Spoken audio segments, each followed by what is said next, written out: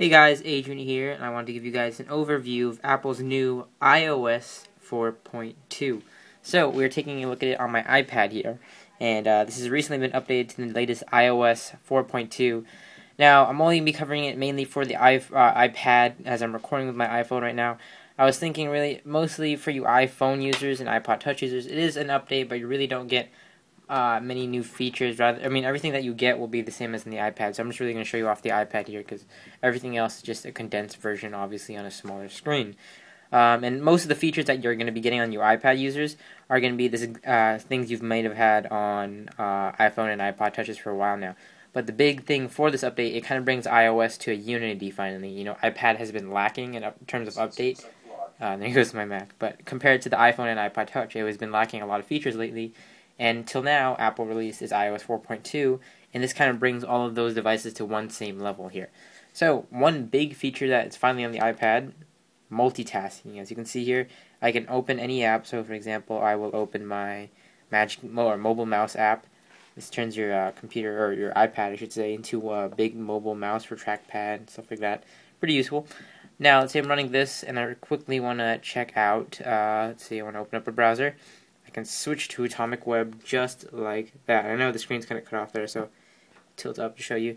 This is the Atomic Web browser, and just switch is fine. Again, double tap, and I want to switch to the let's see, Field Runners, a video game. It does that quick little transition, and literally it's that quick. And just as you can imagine, if you're playing a game, so I'm gonna go ahead and play and start Field Runners here and let it load. If you're playing a game just like the iPhone or iPod Touch, you can simply be playing, and I'll just put a thing here and then let it go. Let's say I get a text message, or not a text message, this is my iPad, sorry. Get something I need to check real quick, and maybe you need to go change a setting or something. Then it'll pause the game, as you can see there, and I can quickly jump to my settings, adjust whatever I need to adjust, and jump back into Field Runners, it should have paused my game, so if I hit play again, it should have recognized where I paused it at, and I'll just hit no, or I don't want to start a new game. Oh, sorry. Hang on. Click yes if you start a new game, and no.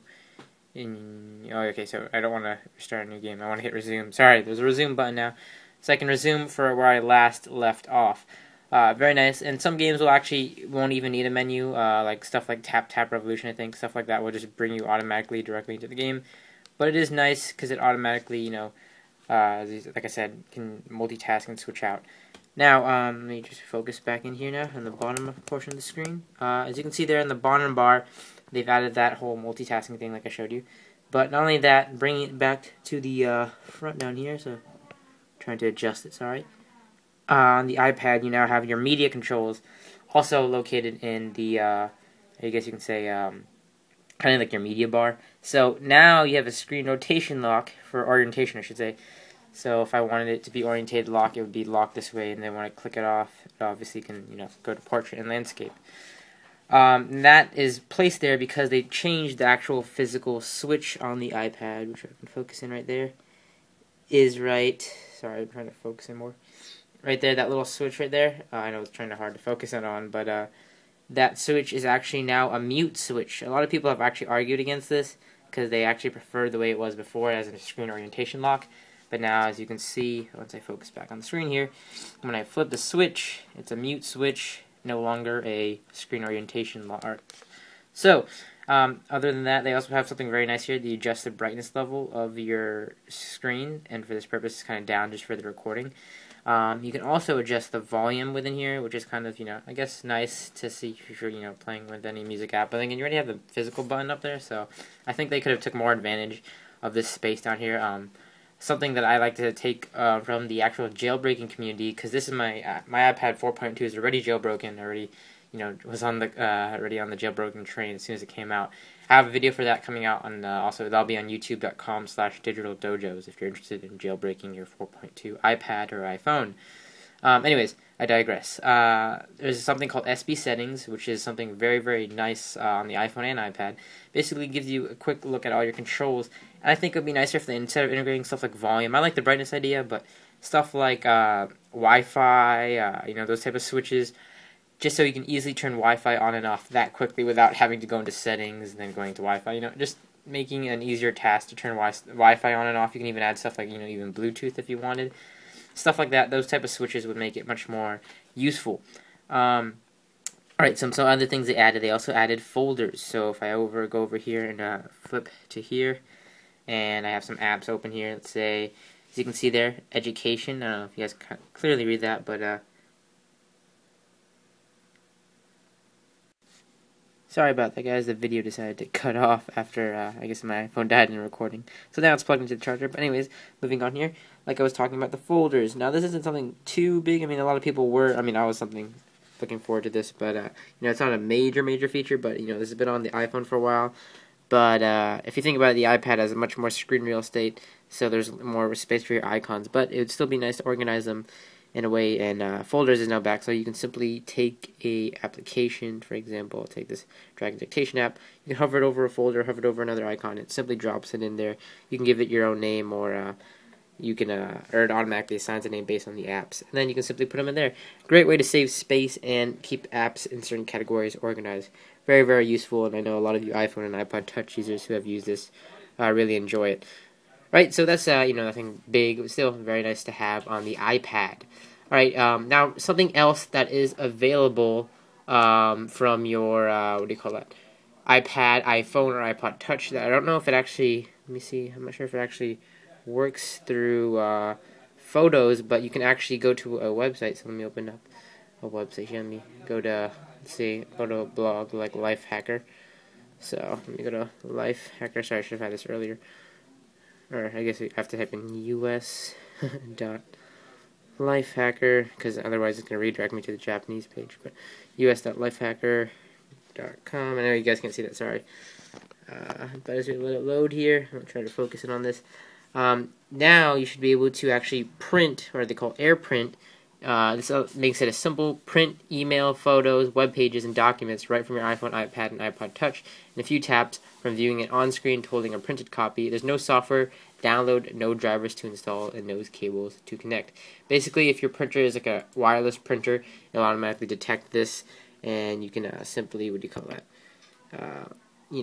print from there. But I think I'm trying to find the actual button here in the actual Safari, so I said that like, hang on, let's open this back up here, and I guess, where's the button at on Safari? Does it actually show in here? So, okay, here you go. So if you actually click this down arrow up here, which I can try to tilt the iPhone to, or I'll just pull the iPhone out of its tripod real quick, you can see right there that if you click this down arrow, you can actually get this print option. So I'm going to go ahead and click it. And now, if you have a wireless printer, you'll actually see that you can select the printer from here. It's going to look for printers, and then I can go printer options, and I can adjust how many copies I want, and it's that simple. So if you have a wireless printer, you're going to see the option to actually print from that wireless printer. Now, I'm sure you're going to start seeing printers now offer show that they have the option for AirPrint.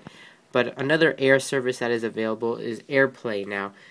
This goes in cooperation with that little media bar that they added here at the bottom. It's not going to show up on my iPad because I don't have AirPlay enabled, but it adds an extra button right here in this little space for AirPlay, and as you can see on this, actually on Lifehacker, they're talking about it. Basically, this allows you to stream your movies to your iPad, iPhone, or iPod Touch, or from your Apple TV, or any basically digital media wireless streaming service to your multiple iOS devices. Alright, so they also did a thing with Find My iPhones, like a service you can use to find your iPhone, find your iPad, stuff like that. If you lose it, kind of like a GPS tracking. Some other stuff they added in iOS 4.2 here, if I can show you here.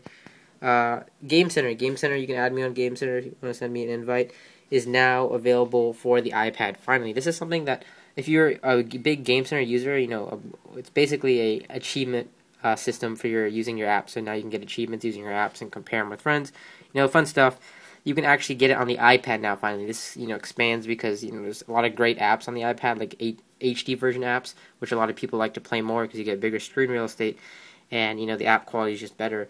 Now you can actually unlock achievements, see your friends' scores and stuff like that, all on your iPad.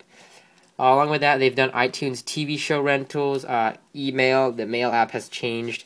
No, I don't want to show you too much email here, so I don't want to actually focus in on this, but let's see here. If I go back into my inbox here, click all inboxes, you can actually now, let's see here, and well, I guess this one will be fun because this is some spam email, but anyways, what do you call that? So you can actually get an all inbox feature now, so I can actually show you these email addresses because I don't really use these emails. Alright, I use them, but not for, these are public emails, so you can see here now you actually have the integrated unified inboxes button to actually view all your email rather than just, before they didn't have the all-in-one inbox. So if you're, used to that on the iPhone, then it's now brought over to, what do you call that?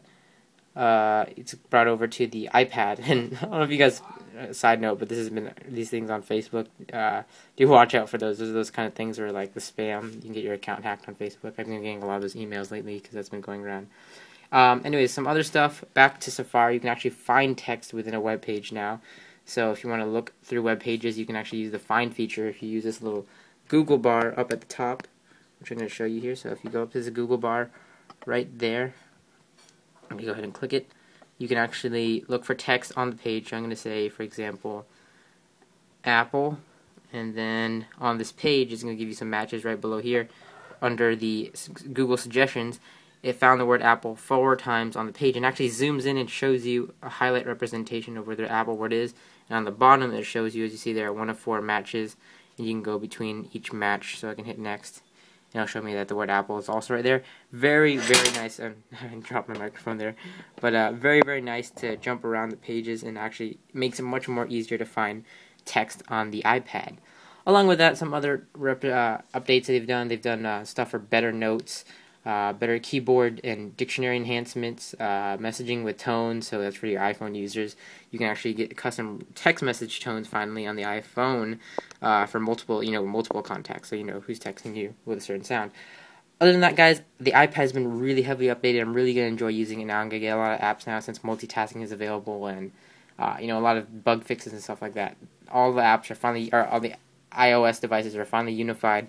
iOS is going to be a big update for you iPad users, like I said, so do download it. For you iPhone or iPod Touch users, I'm going to recommend, if you're on the jailbroken community right now, a lot of people are asking, I'm not going to recommend you upgrade to 4.2 right now, because there's nothing much you're updating for if you're on an iPhone or iPod Touch, because you already have these features. When you're on the iPad, highly recommend updating, and I'm going to have a jailbreak video out, probably today. So yeah, hold off on the iPhone. If you're not jailbroken, go ahead and update. There's no harm in updating to 4.2. It won't delete anything, so go ahead over to apple.com and update. So guys, that's my word for right now until the better jailbreak comes out for you iPhone users. I'm going to be waiting until that comes out. Alright, so do check this out. This is my full review on it. I'm really, as an iPad user, really excited about this. I've been waiting this for a while. This is something the iPad should have had earlier in the upcoming months. But hey, it's finally here, and it's working great. Can't argue. So do check it out. This is iOS 4.2. Hope you enjoyed this review. Don't forget to check out also the channel at youtube.com/digitaldojos for more videos like jailbreaking, etc. And I'll have a coverage of 4.2 over there as well. Alright, thanks guys for watching. I'll catch you in the next video. Don't forget to comment, rate, subscribe.